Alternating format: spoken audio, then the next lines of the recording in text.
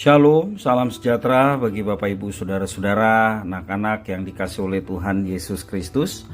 Berjumpa kembali bersama saya Pendeta Eka di dalam renungan firman Tuhan pada hari ini, hari Kamis 23 Februari 2023. Sukacita dan damai sejahtera dari Tuhan Yesus kiranya menyertai hidup kita sekalian. Puji nama Tuhan.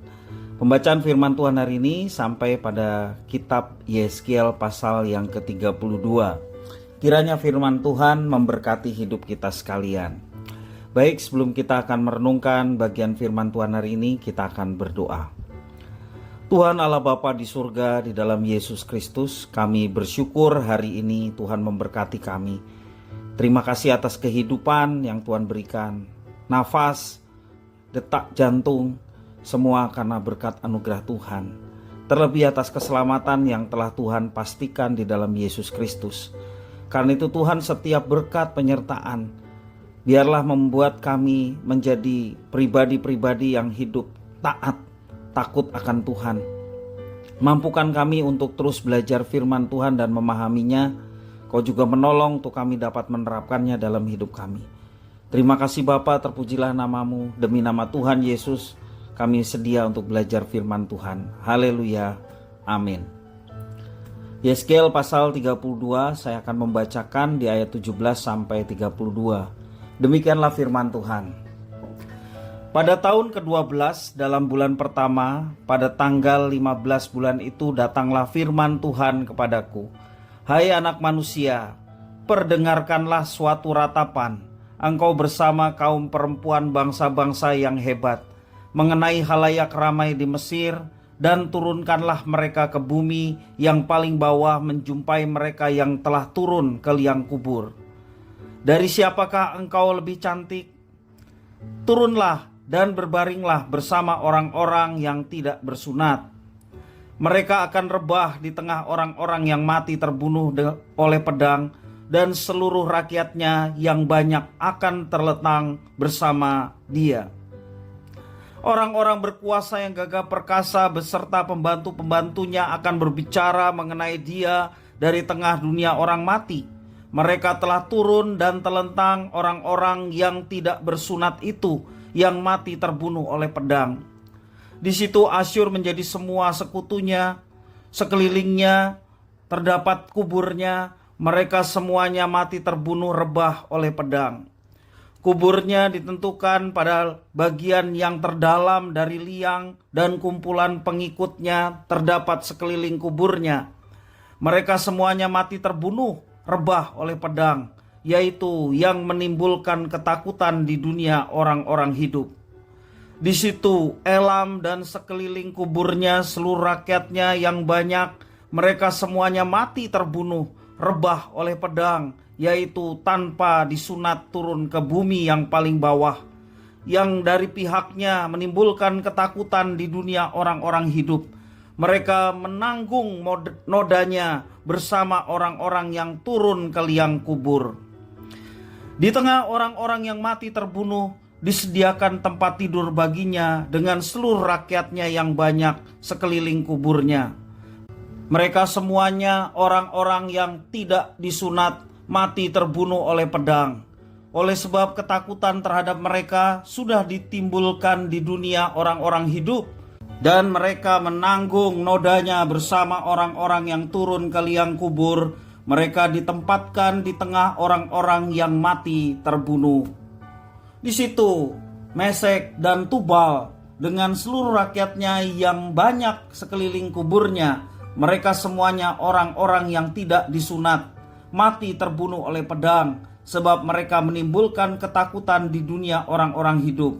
Mereka tidak dibaringkan bersama pahlawan-pahlawan yang mati rebah pada zaman dahulu, yang turun ke dunia orang mati bersama segala senjata perangnya, dan yang pedang-pedangnya ditaruh orang di bawah kepalanya, serta perisai-perisainya terletak di atas tulang-tulangnya. Sebab ketakutan terhadap pahlawan-pahlawan itu meliputi dunia orang-orang hidup. Engkau akan telentang di tengah orang-orang yang tidak bersunat bersama orang-orang yang mati terbunuh oleh pedang. Di situ Edom, raja-rajanya dan semua pemimpinnya yang ditempatkan dekat orang-orang yang mati terbunuh oleh pedang. Walaupun mereka kuat, mereka dibaringkan dekat orang-orang yang tidak disunat dan dekat orang-orang yang turun ke liang kubur. Di situ pemimpin-pemimpin dari utara, semuanya mereka, dan semua orang Sidon yang dengan malu turun dekat orang-orang yang mati terbunuh. Walaupun dengan kekuatannya mereka sudah menimbulkan ketakutan terhadap mereka, mereka dibaringkan tanpa disunat dekat orang-orang yang mati terbunuh oleh pedang. Dan mereka menanggung nodanya bersama orang-orang yang turun ke liang kubur. Fir'aun akan melihat mereka semuanya, dan ia akan merasa terhibur dengan nasib halayak ramai yang mengikutinya. Fir'aun mati terbunuh oleh pedang dengan seluruh tentaranya. Demikianlah firman Tuhan Allah. Oleh karena ia menimbulkan ketakutan di dunia orang-orang hidup, maka ia dibaringkan di tengah orang-orang yang tidak disunat, dekat orang yang mati terbunuh oleh pedang. Firaun dengan seluruh halayak ramai yang mengikutinya. Demikianlah firman Tuhan Allah. Bapak Ibu, saudara-saudara yang dikasihi oleh Tuhan Yesus Kristus, di dalam Alkitab Perjanjian Lama mengajarkan bahwa semua orang akan mati, baik yang percaya maupun yang tidak percaya, menyembah Tuhan ataupun menyembah Allah-Allah lain. Mereka semua akan mati dan turun ke dalam kerajaan maut. Kerajaan maut ini disebut Seol. Ya. Kalau di dalam Perjanjian Baru, kita perhatikan kisah Lazarus yang miskin dan orang kaya yang sama-sama mengalami kematian. Di dalam kisah tersebut ada pemisahan di dalam dunia orang mati antara yang percaya dan yang tidak percaya. Bapak Ibu Saudara-saudara, Yeskiel diminta menyanyikan suatu ratapan bagi Mesir yang akan dikubur dan menjumpai bangsa-bangsa lain yang berada di dunia orang mati, seperti Asyur, Elam, Mesek, Tubal, Edom, beserta pemimpin-pemimpin dari utara dan juga Sidon. Ya. Kalau kita perhatikan bahwa Mesir adalah urutan ketujuh dari bangsa-bangsa yang disebutkan. Dan hal itu menyiratkan bahwa Mesir adalah klimaks dari bangsa-bangsa yang ada di dalam dunia orang mati yang akan meratapi. Kalau kita perhatikan ada kalimat orang-orang tidak bersunat. Itu terus diulang-ulang seperti dalam ayat 19, ayat 20, ayat 25, 26, 28, 29, juga ayat yang ke-32. Diulang-ulang ada kata orang-orang yang tidak bersunat. Dan pernyataan tidak bersunat di sini harus dipahami secara teologis, ya. Semua itu berarti bahwa orang-orang yang tidak bersunat itu orang yang bukan umat Allah, bukan orang-orang percaya, sehingga disebut orang-orang yang tidak bersunat.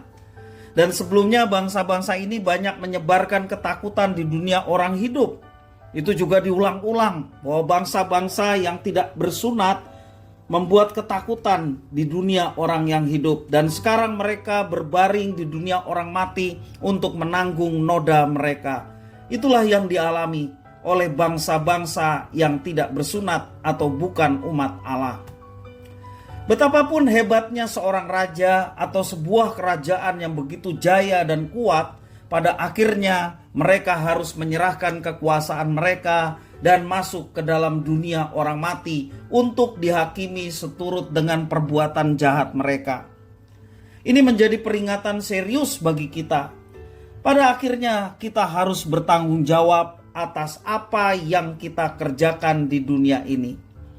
Seperti Paulus mengajarkan di dalam kitab suci 2 Korintus pasal 5 ayat yang 10 mengatakan, kita semua juga harus menghadap ke tahta pengadilan Kristus, supaya setiap orang memperoleh apa yang patut diterimanya, sesuai dengan yang dilakukannya dalam hidupnya ini, baik ataupun jahat.